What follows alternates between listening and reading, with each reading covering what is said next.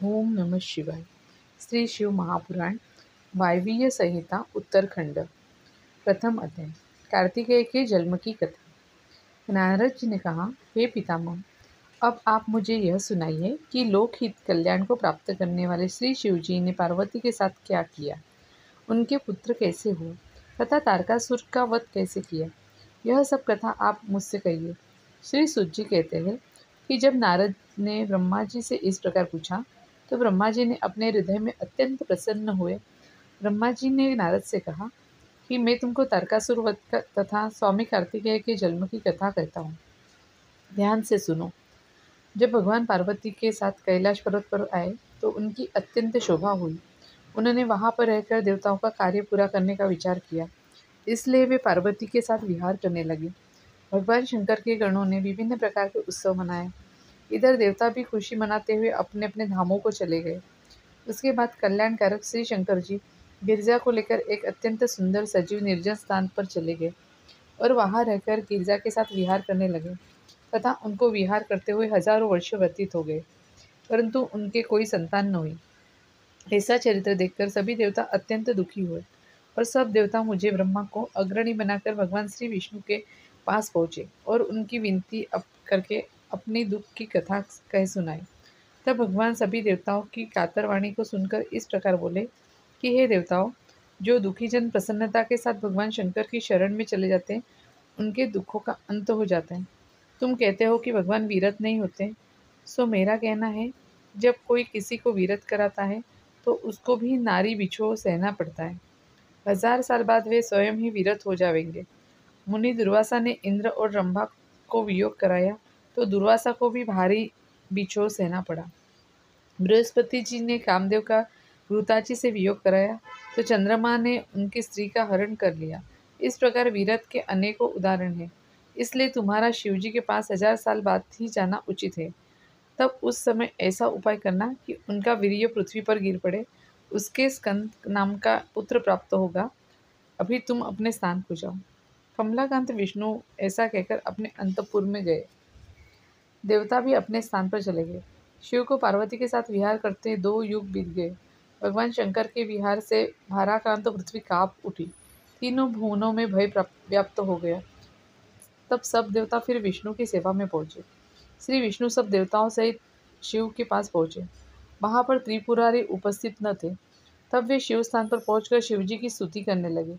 विष्णु जी ने शंकर भगवान की स्तुति करने के पश्चात अपना प्रयोजन उनको बतलाया तथा तारकासुर वध के लिए प्रार्थना की। तब भगवान शंकर ने सभी देवताओं तथा विष्णु को आशा के साथ विदा किया। यद्यपि शंकर जी योग ज्ञान में प्रवीण काम रहित थे, लेकिन फिर भी उन्हें संभोग त्यागते नहीं बना। वे द्वार पर आ विष्णु सहित सबको देख अत्यंत प्रसन्न हुए थे। देवताओं से उन्होंने बताया कि मेरे वीर्य को धारण करने की किसमें शक्ति है।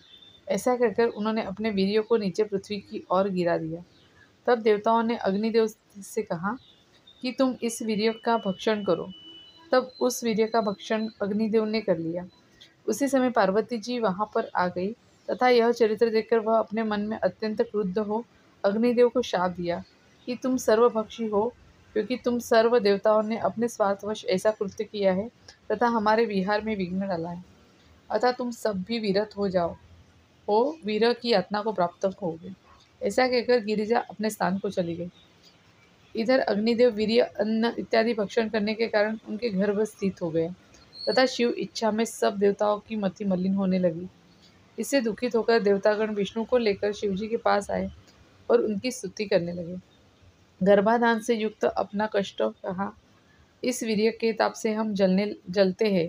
देवताओं के वचनों को सुनकर शिवजी ने कहा, यद्यपि तुमने बड़ा ही अनर्थ किया है, परंतु तुम शरण में आ गए हो, इसलिए तुम इस दुख से मुक्ति आ जाओगे। शिवजी बोले कि इस वीर्य को किसी स्त्री के गर्भ में स्थित कर दो। तब अग्निदेव ने कहा, हे भगवान, इसमें इतना ताप है, किसी स्त्री को यह ताप सहन न हो सकेगा। उसी समय वहां नारद जी पधारे। उन्होंने देवताओं की उलझन का उपाय बतलाते हुए कहा कि गंगा तट पर माघ मास में पूर्णिमा के दिन ब्रह्म मुहूर्त में सप्त ऋषियों की स्त्रियां स्नान करने आएगी। तब तुम इस वीर्य को उनके गर्भाशय में प्रविष्ट कर देना। नारद जी के उपाय को सुनकर देवता प्रसन्न हुई। ब्रह्म मुहूर्त में पूर्णिमा के दिन सप्त ऋषियों की स्त्रियां गंगा तट पर स्नान करने लगी। नहाने के पश्चात उन्होंने उनमें से 6 स्त्रियों को शीत लगा। तब वे अग्नि के पास जा तापने लगी। उसी समय अग्निदेव में से वह वीर्य कणों में विभक्त होकर किरणों द्वारा उनके गर्भाशय में प्रवेश कर गया तथा अग्नि का दाह ताप कम हो गया था। उधर उन स्त्रियों के गर्भ रह जाने के कारण वे अपने पतियों द्वारा त्याग दी गई। तब वे हिमालय पर जा तप करने लगी। जब उनसे उस वीर्य का माप सहन न हुआ तो वे उसको हिमालय पर छोड़कर आ गई। हिमालय भी उसके तेज को बर्दाश्त न कर सका, तब उसने उसे गंगा को दे दिया। गंगा भी उसके ताप को सहन न कर सकी। गंगा ने उसे एक वन में छोड़ दिया। वहाँ पर उस वीर्य से एक बालक जन्म हुआ। इस बालक के जन्म होते ही शिव पार्वती अपने मन में बड़े आनंदित हुए। पार्वती के स्तनों से दूध आने लगा। सभी देवता प्रसन्न होकर बालक के ऊपर पुष्प वर्षा करने लगे। आसुरों को नाना प्रकार के अवगुण होने लगे। उस वीर बालक का तेज देखते ही बनता था। वह दूज के चंद्रमा के समान बढ़ रहा था। दूसरा अध्याय, विश्वामित्र द्वारा कार्तिकेय का जाति संस्कार करना। नारद जी बोले, हे तात, इसके पश्चात क्या हुआ, सो मुझे कृपा करके बतलाइए।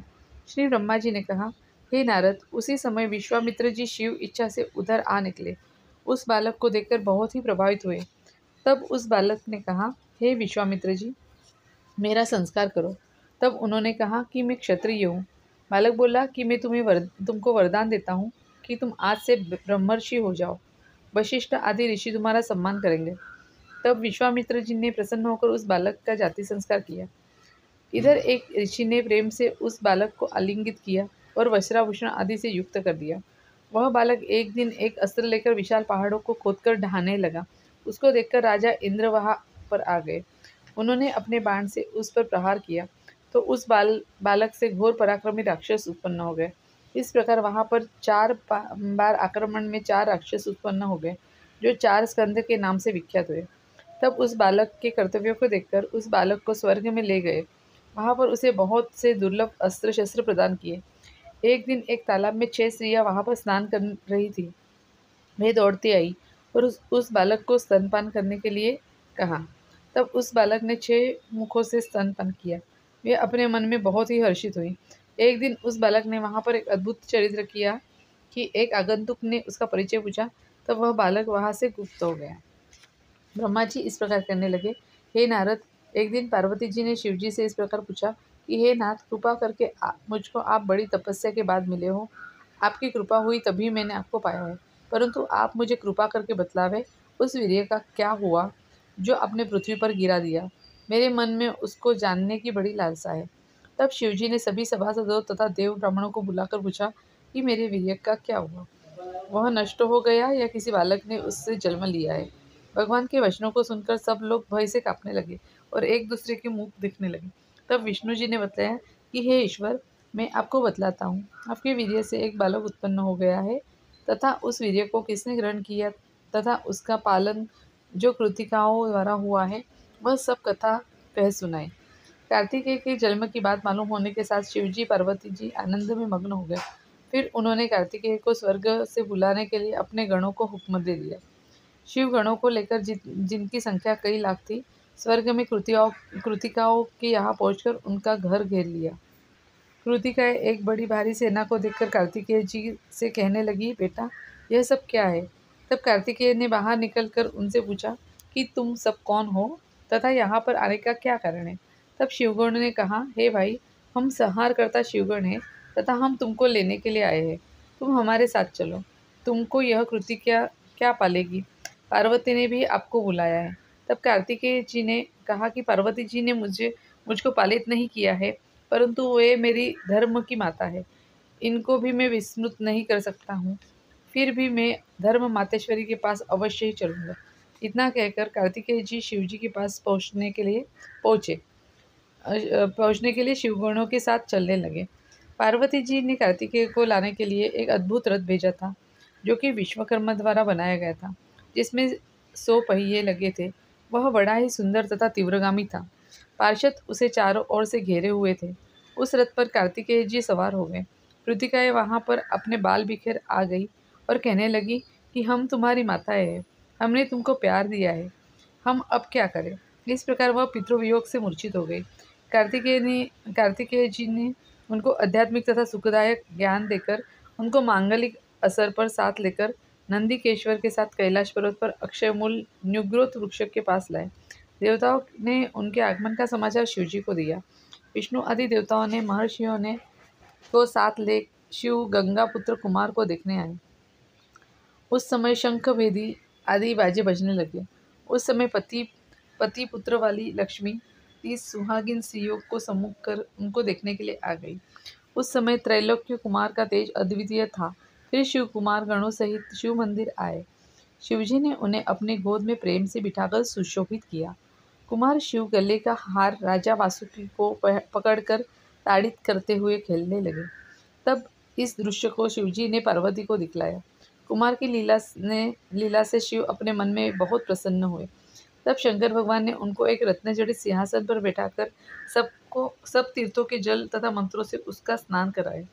फिर विष्णु ने उनको अनेकों प्रकार के रत्नयुक्त आभूषण, किरीट, मुकुट, बालचंद्र आदि पहनाए और शास्त्रों से सुसज्जित किया तथा परम विद्या प्रदान की।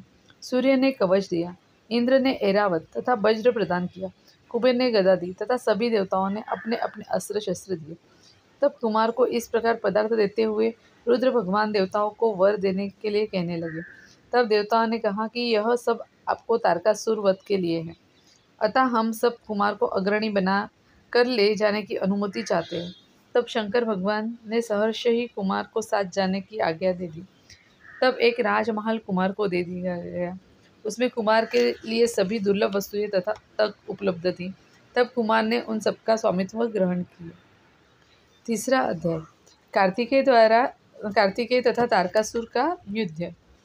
ब्रह्मा जी ने कहा, हे नारद, अब हरि आदि देवताओं पर इसका और भी प्रभाव पड़ा और वे ताल ठोककर सिंहनाद करने लगे। सभी देवता राजकुमार को अग्रणी बनाकर तारकासुर वध के लिए प्रस्थान करने लगे। इधर असुर तारकासुर भी देवताओं से युद्ध करने के लिए तैयार हो रणक्षेत्र की ओर चल पड़ा।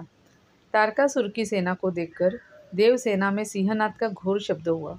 उस समय शिव की आकाशवाणी हुई कि हे देवताओं, तुमने कुमार को अग्रणी बनाकर इस असुर से युद्ध किया तो अवश्य ही तुम्हारी जीत होगी। फिर तो देवताओं ने कुमार को अग्रणी बनाकर युद्ध का बिगुल बजा दिया। देवता निर्भय हो गए। इंद्र ने अपने ऐरावत को बुलाकर उस पर कुमार को बिठा दिया तथा तारकासुर और देवों में घोर युद्ध होने लगा। उस घोर युद्ध की आवाज़ से पृथ्वी कंपायमान होने लगी। फिर कुमार इंद्र के ऐरावत को छोड़कर एक विशाल सुंदर रथ पर सवार हो गए। उसके ऊपर छत्र अत्यंत शोभायमान था। कुमार का तेज अनुपम था।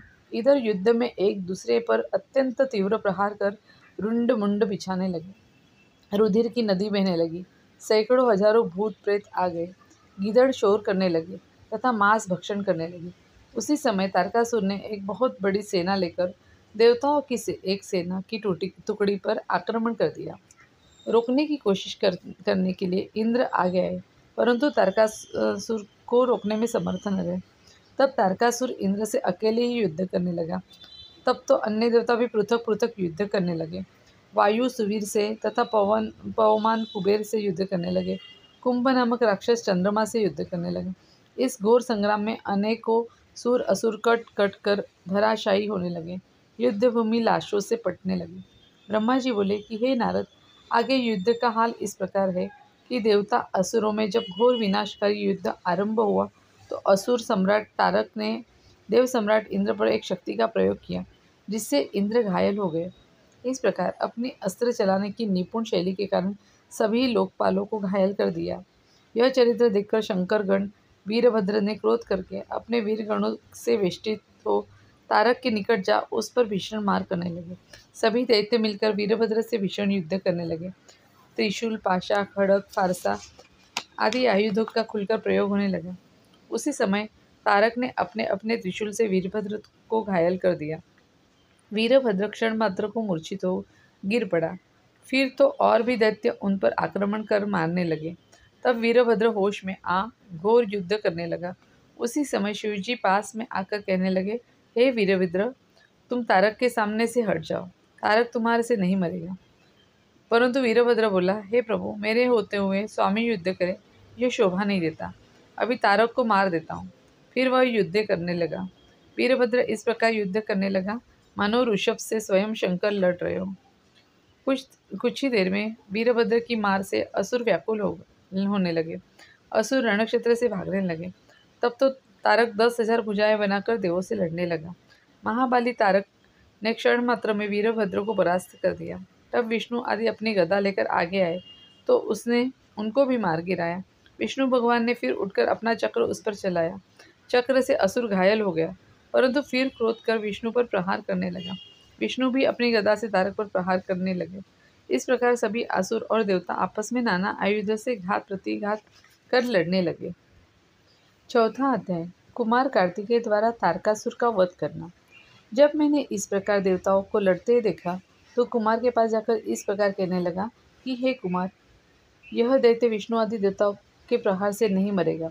यह तो सिवाय आपके इस रण क्षेत्र में किसी के हाथ से नहीं मर सकता है। इस दैत्य को मारने के लिए आप जल्दी ही तैयार हो जाओ। हे महावीर, देवता व्याकुल हो रहे हैं, इनकी रक्षा करो। मेरी वाणी सुनकर कुमार कार्तिकेय ने हंसते हुए तथास्तु कहा और वे कांतिमान होकर अपने रथ से उतरकर पैदल ही तारक की ओर चल पड़े। जब कुमार तारक के निकट पहुंचे तो तारक उनको देखकर इस प्रकार कहने लगा, हे डरपोको, अब तुम में कोई बलवान नहीं रहा है जो इस कुमार को मेरे सामने लड़ने के लिए भेज दिया है। दैत्य कुमार से बोला कि कुमार, तुम मुझसे क्या लड़ोगे? जब कोई देवता मेरे सम्मुख युद्ध में नहीं ठहर सका है, तुम्हारी तो अभी अवस्था ही क्या है? तुम अभी लड़ाई से डरकर भाग जाओगे। इससे तो अच्छा कि तुम मेरे सामने मत आओ। तारक के ऐसे वचन सुन कार्तिकेय कहने लगे, हे दैत्यराज, मैं तुम्हारे लिए ही अवतारित हुआ हूँ। मुझको छोटा जानकर मत आको, मैं तुम्हारा काल हूँ।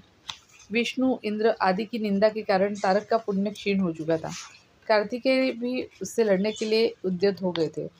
तारक भी कार्तिकेय से लड़ने लगा। दोनों ओर ताल बेताल भूत पिशाचों द्वारा घोर युद्ध होने लगा। दोनों एक दूसरे का वध करने की इच्छा से मंत्रों द्वारा घात करने लगे। सब देवता गंधर्व बैठकर उस अद्वितीय संग्राम को देखने लगे।